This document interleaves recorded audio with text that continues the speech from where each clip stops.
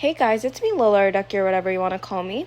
I decided after a month straight of torturing my 5 subscribers with still images, I'm going to use speed paints in the background so that you don't end up going manic from staring at a stationary screen.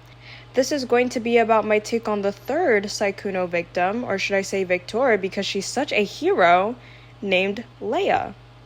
Okay, let us start. Well, this is my story, but I am so bad with my words, so What I want you guys to pay attention to is the word usage. Always pay attention to the type of language she's using. Never take an allegation at face value. When she says, I'm bad with words, this knocks down 2 birds with 1 stone. The first bird is her excuse to take long pauses so that she can sound anxious, and the second bird is her other excuse so that she can use words that paint a picture of what she's implying. This is intentional from the disclaimer to the rest of the video. Pay attention. okay. Because this is when it gets bad. Let's see. And someone could totally back me up on this experience because they were there with me. I went to Evil Las Vegas alone. We will come back to the word alone later. But I wasn't alone. If you weren't alone, then why would you say that you were in the first place? And you might be thinking, well, she was probably alone with him. That story is telling me otherwise. But if you really want to know why she used that word in the first place, it's because she's implying that Sykkuno saw her in a vulnerable state. She's trying to allude to having a scarce amount of stability and that she was essentially trapped with Sai and nobody else. The wording is intentional. I shared a hotel room with Sykkuno, but I didn't know that he had other intentions. And I didn't ask him to share a room with me. I just simply asked him, hey, are you going to Evil Las Vegas? He said yes. I said, oh, you're planning on coming. I actually have room if you just want to room with me. And I said, and I at first was not against it. I was like, are you sure? Like, no, I don't want to intrude. Like, I don't mind getting my own hotel. And he said, no, like, I have extra room. I already paid for it. And I even asked him, I'm like, are you rooming with a group or with friends? And he said, no, but there's 2 beds. So, like, you'll get your own bed. So I took his offer. Being a dumbass, I took his offer. Here, she says that he's coerced her into sharing a room with him. The reason why she's not directly saying that is because she knows that her words hold ambiguity. I even offered to pay him back. I said, how much should I save up for accommodations? And he said, oh, no. No, you don't have to pay me back. Like, Oh my gosh. You guys, did Sykkuno just, oh my gosh. Guys, Leia coerced Sykkuno into not having her pay him back. Oh my gosh, guys, seriously. Guys, he probably felt bad because she was alone in the cold at 3 a.m. in a deep dark alleyway with light only emitting from pole lamps. So she used Sykkuno to stay in with her for free. You monster, Leia. You absolute monster. In the beginning, she said, oh, it was so expensive. The hotels were so expensive. looking at hotels and everything's so expensive.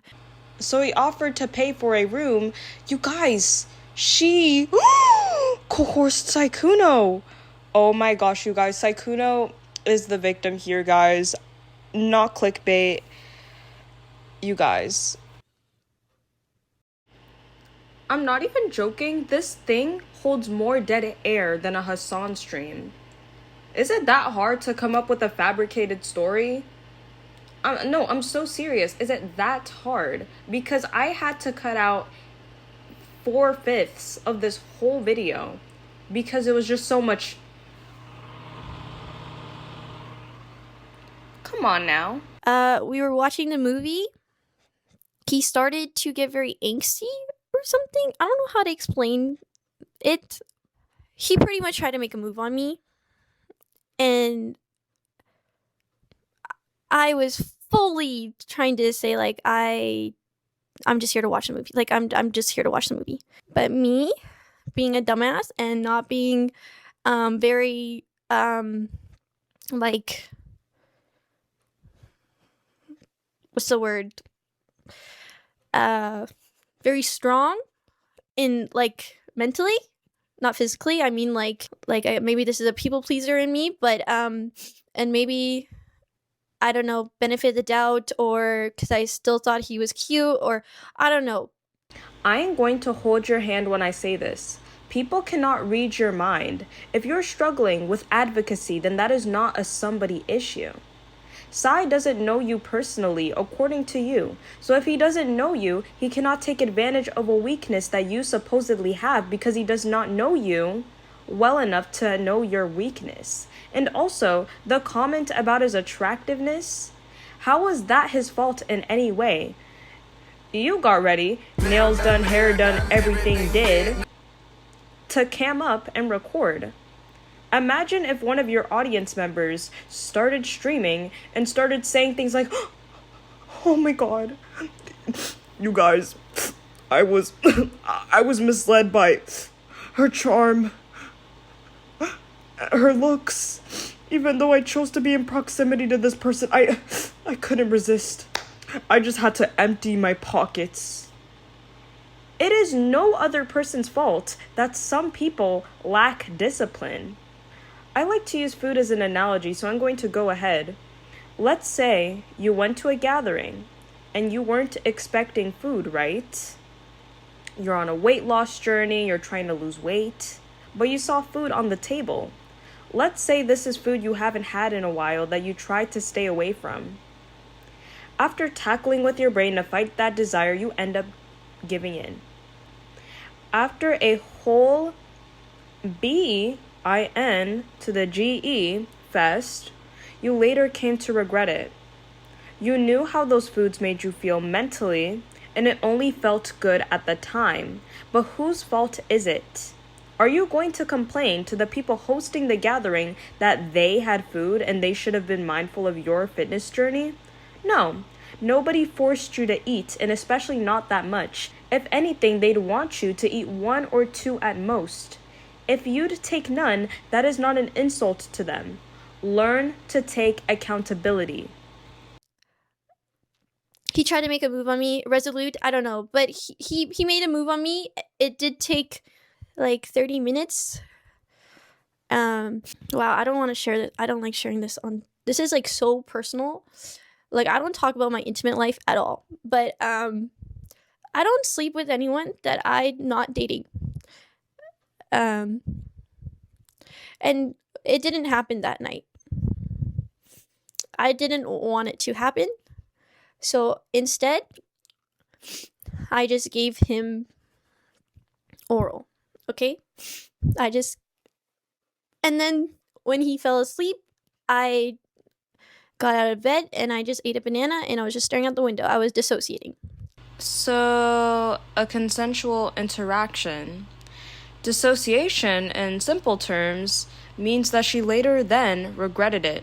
Welcome to life where instant gratification is not always satisfactory long term. He didn't really want to talk about it. And I was just kind of trying to open it up and talk to him about like what happened. And then we were going to talk about it, I don't know, later or something. I don't know, but I can't remember. But he ends up hugging me, but then pushes me onto the bed from the hug. And we end up having sex. We. Notice how she said we. Not, he tried to have his way with me. Nothing that brought more attention to him, but we.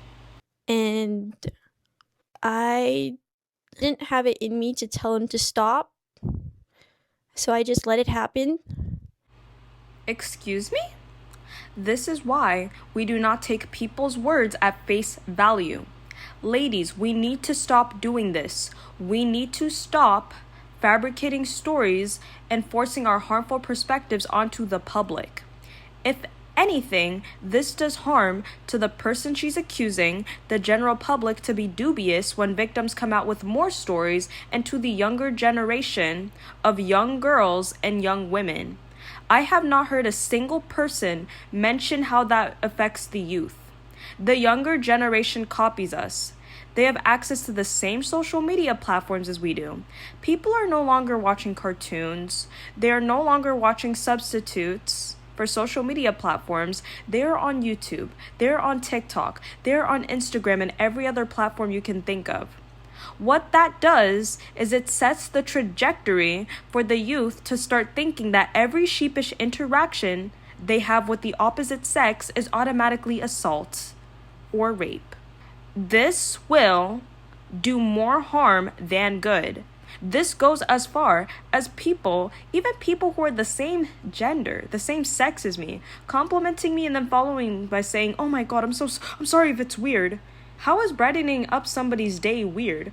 Oh, I know. It's because it strokes your ego deep down and you know you wanted to keep that interaction going. But since you haven't, you felt regretful of it. You wanted to be the center of attention, and the trendiest way to go on about that is by lying on somebody else's name and painting yourself as the victim. Because sympathy also gets pedestalized in society. If people are sympathetic towards you, people are more likely to be protective over you. And you know that.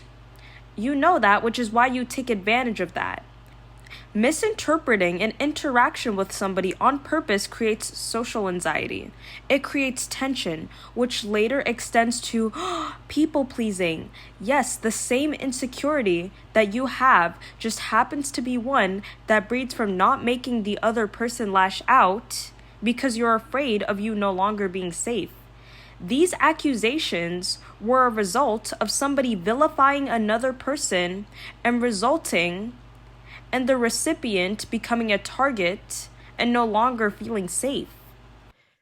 And while this was happening, while we were doing it, I always wear protection, and I only sleep with people I'm in a relationship with, so I'm not used to one night stands or anything like that.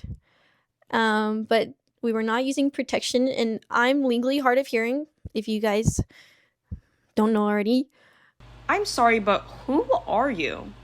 You ain't ish, and you know it, which is why you didn't have it in you to tell him to stop. You had that interaction because you were operating with a scarcity mindset, and you thought you were never going to get that level of attention again. And as soon as you stopped getting that attention, your second resort is to receive attention via painting yourself as a victim. Your scarcity mindset is not his issue.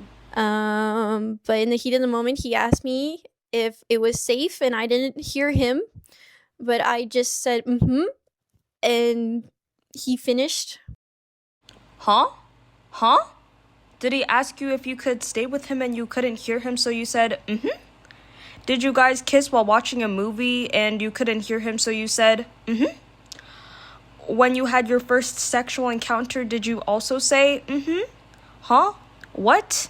I'm sorry, I'm just making sure I could hear this correctly. So you said yes to all of this, so you didn't expect him to take that as a yes as well? I'm so confused. I asked him straight up, when was your last relationship, and do you sleep around often? Like, is this normal for you? Because I told him straight up, I do not date with people. I do not sleep with people I do not date. But you did, though. I do not sleep with people that I do not date. That is just a moral of mine. If this moral is so important to you, you should have thought about that ahead of time. You clearly thought about that in hindsight. Most values you hold are supposed to be thought about in foresight. The opposite. I find it very intimate with whoever. So, and I don't actually have I've only ever slept with 3 people. Well, 4 now. But I've only been in 3 relationships. My dumbass tried talking about it with Sykkuno later. Why would it be dumb for you to talk to the person you've had that interaction with. What is dumb is you taking it to the internet. Trying to like understand what happened because it's not something I'm used to. And he pretty much beat around the bush the whole time. And so did you during this video. Yeah. He was sorry that he gave me that impression and that he would want to reconcile. And me being the dumbass I am, I still wanted to be friends with him for some reason. So I did, and that's why we still played games. And then I ended up seeing him at TwitchCon at the Riot Party, and we actually talked in person for the first time since. Who I do feel bad for, though, is his girlfriend. I don't think he should have slept around or had sexual interactions with anybody else. He is not innocent. But is what he did not bad enough? Or were you guys trying to take attention off of the fact that you played a role in this, even though you guys didn't know previously? Cheating is not rape. Cheating is not assault. Then I ended up running into someone I'm very close with, and they offered me to stay in their hotel room because I didn't feel comfortable sleeping in mine. So I ended up sleeping at my friend's hotel room for the next 2 nights. So you weren't alone. Yeah, got it. So you had a safety net, but you left that out in the first part of the story? I'll give her the benefit of the doubt. Maybe it is due to her seeing that friend out of nowhere, but yeah. In conclusion, this is a willing participant who later did not want to hold herself accountable for participating. I feel bad because she does not want her or the audience to paint her off as promiscuous. But she cares more about what her insecurities and what her audience thinks rather than the truth. So because she wants to run away from that insecurity, she is throwing somebody else under the bus.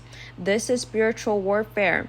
She is fighting against herself in all of this. Very off topic, but as soon as my dad told me that when people do things to other people, it's usually spiritual and it is usually an attack on themselves, I can no longer unsee it.